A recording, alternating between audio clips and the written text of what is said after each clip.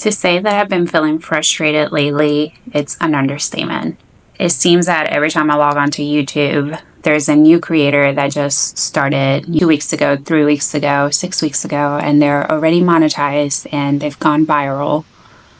And I've been on this platform now for over a year, and I've managed to get about 200 subscribers. So what am I missing? And am I too late? Did I miss the boat? To move forward, I think we need to take a quick step back.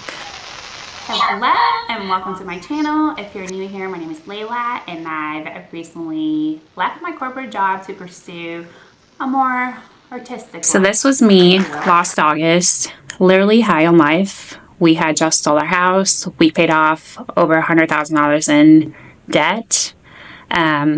We had moved to a location that we loved and had wanted to live in for a long time. And so things were kind of changing at my corporate job.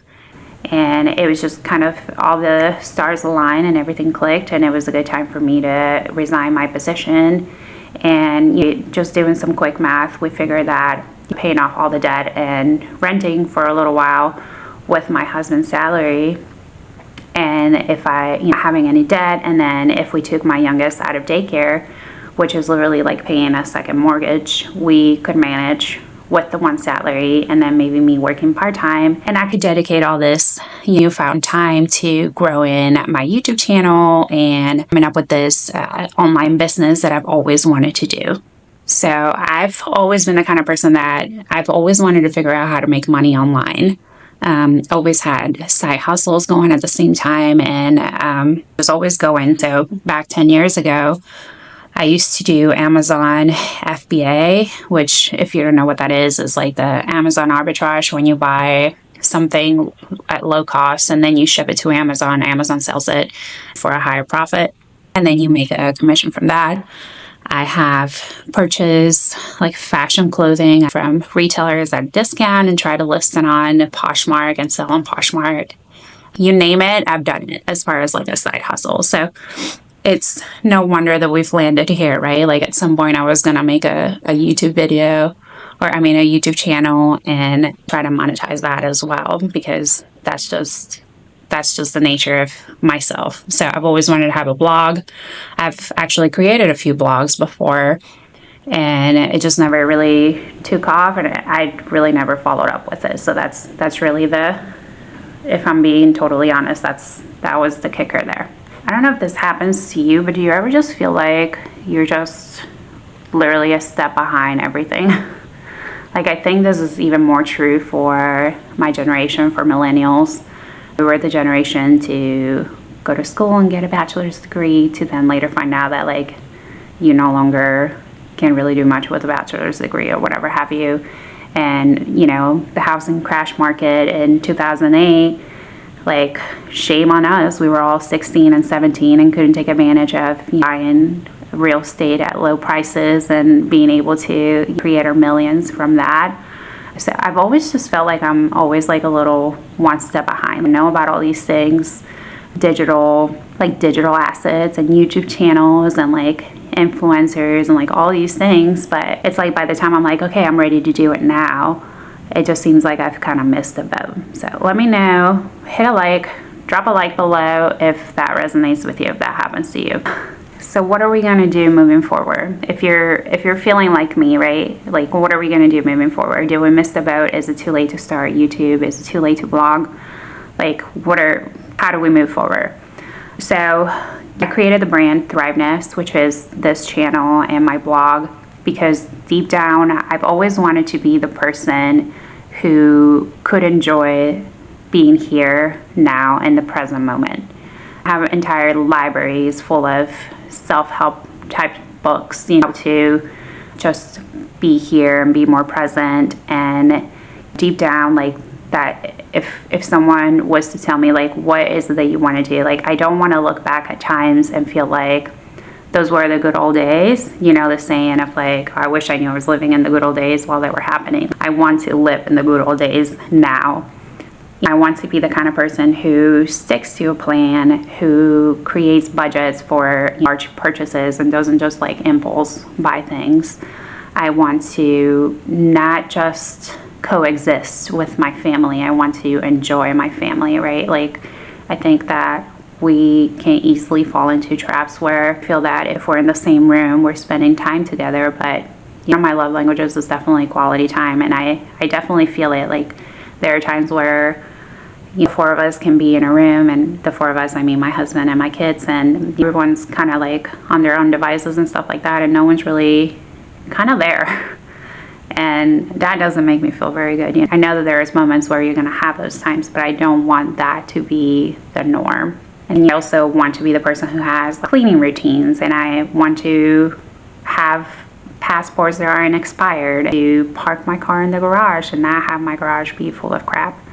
I want to know where the batteries are when we run out. Like, it's just like some of those little things that I think affect more of us than we care to admit, because it's been ingrained that you're either the type of person who's organized and has their lives together, or you're not.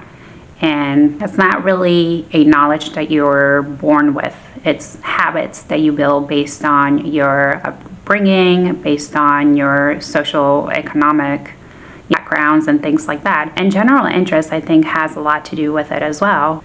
So this theme of essentially getting your life together, it just really keeps coming up. And I think it's very true for people in my circle, with young kids that are just kind of going through, like, in the middle of it. And a constant theme that I hear from moms and women in general is that we just don't have enough time, right? We don't have resources. We live far away from our families, so we don't have babysitters that we can depend on so we can have a proper date night with our husbands. We work full-time jobs and can barely make ends meet. We are in the midst of kids' activities and things like that, and it keeps us from our own activities. So we just essentially fade into the background and become this shell of ourselves that we don't even recognize, right? Sometimes it's so much easier to just make pasta 3 times a week because you know that it's something that everybody's going to eat, even though it may not be something that you truly enjoy or that is good for you, right? But it's just like we're so exhausted because we have to make so many decisions. We have so many more options now that we are just constantly just exhausted from decision making. And this is a common theme that I feel specifically with, I'm 36, with like mid-30 moms that are going through with young kids and in the middle of their careers and things like that. And I know that everything that I'm saying seems like it's very gloomy, but it's not all bad. I definitely think that everything comes in seasonalities. Again, like when I think back of my first time as a first-time mom with my oldest, and those days that we used to spend together just kind of hanging out and like watching Paw Patrol or going out to the park. And I think of, my gosh, those were really like such fun days. But if I actually transport myself back to that time, I was a girl who had just lost her mom to cancer. I was a girl who was betrayed by family. I was a girl who had just lost her job. And I was navigating being a first-time mom and wife, all these things. And so now looking back in hindsight, I'm like, oh my gosh, I wish I would enjoy those moments more. And it was so happy. And we used to go and walk around Target aimlessly and all these things. But like really, I was going through it, right? And so I think each stage of our lives comes with specific struggles. Okay, so why am I telling you all this, and what does this have to do with the theme of this video, which is how are some other creators getting ahead so quickly while we're still a little bit stuck behind here?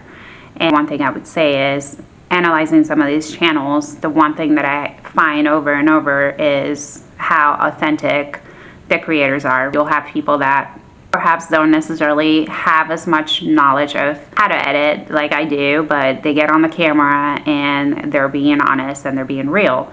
And I think that for a long time, specifically over this past few years, have been really, really difficult for me. And my content kind of reflects a person who's not necessarily me. I've been trying to copy people that I thought had their things together, right? But if I really kind of pay attention to the content that's out there for specifically moms my age, it's either stay-at-home moms or influencer moms, or that's kind of it, right? So it's like, it's kind of like these moms have found their niche, whether it was, you know, cleaning their homes and things like that because they were stay-at-home moms. Even the working moms tend to kind of gravitate towards more of like the homemaking side of things, even though a lot of people in the comments would ask, well, really want to know, how do you balance doing everything, or how do you manage having YouTube with a full-time job and your kids and things like that. And I feel like that type of content is missing. So for a long time I was trying to fit this mold of being the clean with me type person, homemaker, but in reality I'm a very private person, and when I do like clean with me video, like the one that I did last week, for me, I'm like, well, you already saw me clean, so I don't want to do it again this week. But a lot of these channels, like, that's what they do. Like they produce these videos once, twice a week, and then I'm like, man, like, how dirty is your house getting? Is this actually real? Like, is this actually happening? Because I know that if I deep clean my house today, I can maintain it so that it is not a complete mess by the end of the week. You see what I'm saying here? It's like I was trying to be these things while still being myself, which is not really kind of working. So it's not a type of content that truly motivates me, and it's not something that I can replicate without feeling stressed, honestly. So what to expect moving forward? So moving forward, I have about, I think it's like 110 days until my next birthday, where I'll be turning 37. So I'm really focused on being the best version of myself that I can be, so that I can motivate other people like me. So you don't fit the mold of the very organized person or the completely slob, and you're kind of somewhere in the middle, and you just really want to enjoy where you are without feeling guilty, without feeling like you should have more, or without feeling like you're not doing enough, right? So how do we find ourselves amidst having children and marriages and careers and all these pieces of life that demand so much of us? How do we find ourselves again to be healthy and enjoy foods that we used to enjoy before, or exercise? Simple things like find our style again. Like, I literally can go in my closet and feel like I don't like anything that I have. I've pared down my clothes significantly, but I feel like I've lost like a sense of style. I'm not here trying to buy new seasonal decor every season just to decorate my house for the internet. You don't need to necessarily be an overconsumerist or a minimalist to find your sweet spot and to find people that you can resonate with. I hope this video has lit a little fire under you, and know that you're not alone. If there is anyone out there that kind of feels that same way, they know that there are other people out there that feel the same way. And I hope that you like this video. Please subscribe so that we can continue creating this type of motivational content. My goal moving forward is to be as authentic as I can and share my journey, and, you know, hopefully build a community who also enjoys sharing their journey and the things that work for them in this particular season of life, so that we can learn from each other. Don't forget to come back next week for some more motivation. Thank you again, and I hope you have a fabulous weekend. Bye.